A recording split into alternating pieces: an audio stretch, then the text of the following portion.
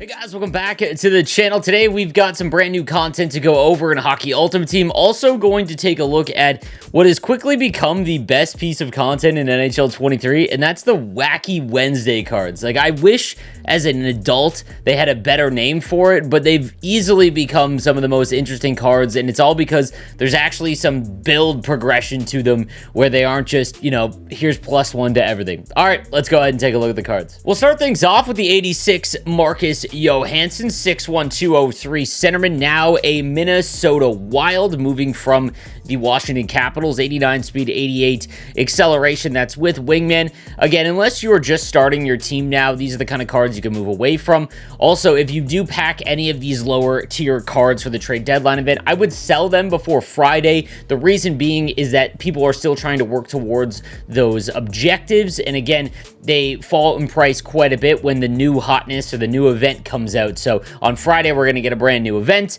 so you want to make sure that you move on from these cards if you do pack them tradable. One of the new 9 Toronto Maple Leaf defensemen, we've got the 88 Eric Gustafsson with workhorse and well-rounded. He's got Send It. This is a brutal 88 overall card, no matter what way you look at it. He's got 88 acceleration, 86 speed. He's only 6 foot. He's got one of the worst abilities in Send It. So this is a pure use it to get your objectives done, or sell him immediately, or just trade him in for whatever 88s are going for.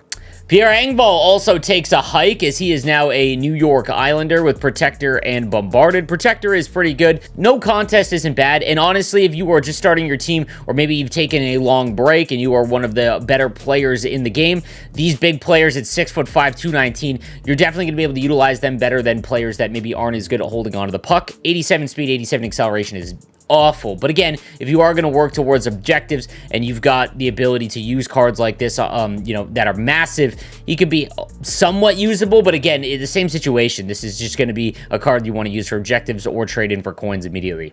One of the more stunning moves was the Jonathan Quick trade to the Columbus Blue Jackets. Now, obviously, as a Sharks fan, I hate Jonathan Quick. You know, and that's, you know, that to be expected. He had some of the best playoff runs in the history of the NHL. But that being said, he has statistically been one of the worst goaltenders over the last 7 years, and that includes the Sharks version of Martin Jones. Go look it up. So he added a move. I work closely with someone who is in the Los Angeles Kings organization, and there's just like a situation where he just needs to make a save, and they're not getting that. And Phoenix Copley, who is now, you know, essentially a journeyman. A great story, but a 30-year-old AHL journeyman.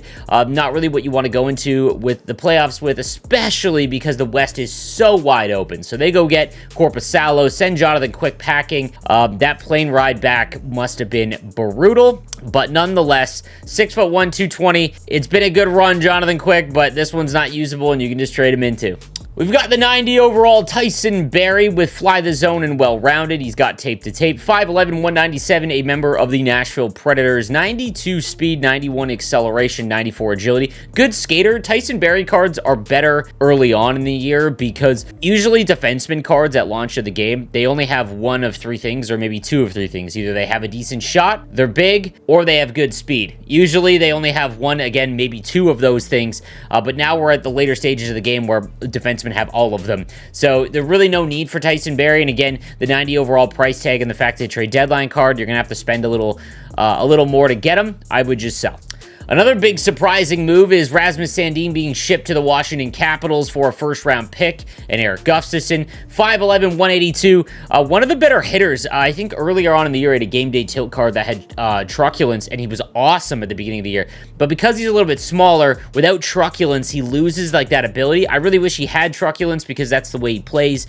He's got 96.7 body checking with the synergies activated, though. 90 speed, 90 acceleration. Again, I think you're not going to get the full usefulness out of him at now, because trying to hit someone off the puck at 5'11", 182, like, imagine trying to use Rasmus Sandin to knock a Jaromir Jagr team builder off the puck. It's just not going to happen. There is the aforementioned Jonas Corpusalo, now a Los Angeles King with Spark and Workhorse, which is a pretty good synergy combo. Butterfly Effect, which is a pretty good ability. That and Light Work, I think, are the ones that you'd want to pay attention to. 65 aggression, 94 speed, 6'3". You know my stance on goaltenders. There's probably better out there, but hey, if you want to work towards trade deadline and use a goaltender, which I think is probably something you want to take advantage of, there you go with Corpusalo. Lastly, we've got the 93 Matthias Ekholm of the Edmonton Oilers. He looked great last night against the Toronto Maple Leafs. Gold Truculence, we talk about this all year round. He's 6'4", 215. This is a great left-handed defenseman card. Like, if you don't have one of the master set players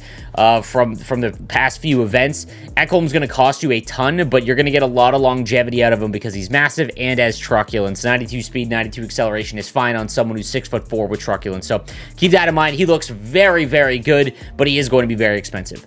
All right, now into the Wacky Wednesday cards. And again, these are cards that kind of change the player type they are, and their attributes kind of get moved all around. Again, some of my more favorite cards. Athanasiou, no longer that base card gem that had like 95 speed for years. And it's crazy that he's only 28 years old because I feel like he's been in the league for like 15 years. Anyways, 6'2", 190, good size, but 86 speed and acceleration. This is just a trade-in at this point. His shot is nice because he is a sniper. It's over 90. Body checking gets to 94, but it's tough to use 86 speed and acceleration now. Cal Clutterbuck gets up to an 89 here with Distributor and Magician. Has 88 speed, 89 acceleration. Only 89 body checking, but he's got great hand stats. 98 deking. He's got an okay shot. This is a weird one. Not enough of a difference from the normal Cal Clutterbuck card, so unless you're a big fan, this is probably an avoid. Next, we've got the 90 overall Adam Larson, 6'3", 209 with Dangle City and Light the Lamp. Brutal synergies, as well as Ankle Breaker, which is completely pointless. But 93 speed, 88 acceleration, 90 agility. That'll play at 6'3", so kind of a sneaky card. Again, these are the ones you want to pay attention to. We'll take a look on the market on PlayStation 5 specifically. And of course, because this game's dead, there really isn't any up. But 93 speed on someone who's 6'3" at only 90 overall, I guarantee you there's going to be some people that don't realize that that's worth a lot more than what he probably goes for at the minimum. Next, we've got the 90 overall Carter Hart, 6'2", 181 with All or Nothing. 95 speed is nice. 90 aggression is wild. Anyone that tries out this card, let me know, because aggression has always been you want to have lower aggression because they sit back in their net a little bit. I'm curious. It's been a couple years. This game plays completely different than prior years. Let me know what a high aggression card does. Then we've got the 92 Zach Werenski, 6'2", booming shot as well as bombarded. He's got Thunderclap, No Contest, and Magnetic. 91 speed and acceleration, 92 agility, 99 shot power there. A very, very weird build. 91 body checking, kind of all around. He's got no deking and no hand-eye, which is fine. Passing and offensive awareness are good. A very weird one. There's a lot of good left-handed defensemen, and right now the only one on the market's about 150. I'm not paying that for this. And then lastly, we've got the 93 Sniper George Parros, 6'5", 224, the violent gentleman himself, with gold close quarters, 1T, and puck on a string. This is Anthony Mantha, just the right-handed version. 94 speed, 92 acceleration, can get up to 96 agility, gold close quarters, a 99 shot. Hand stats are basically maxed out. His body checking's 90. This is a fantastic card. There is not going to be very many on the market ever, and he is going to be very, very expensive. But this is going to be a very fun card to use for anyone that can get the 93 George Parros. He's probably going to cost more than Anthony Mantha, simply because you could make Mantha. But nonetheless, this is anything under 200K, instant buy in my opinion. All right, guys, that is going to do it for today's video. Let me know what you think in the comments section down below, and I will see you guys next time. Have a good one.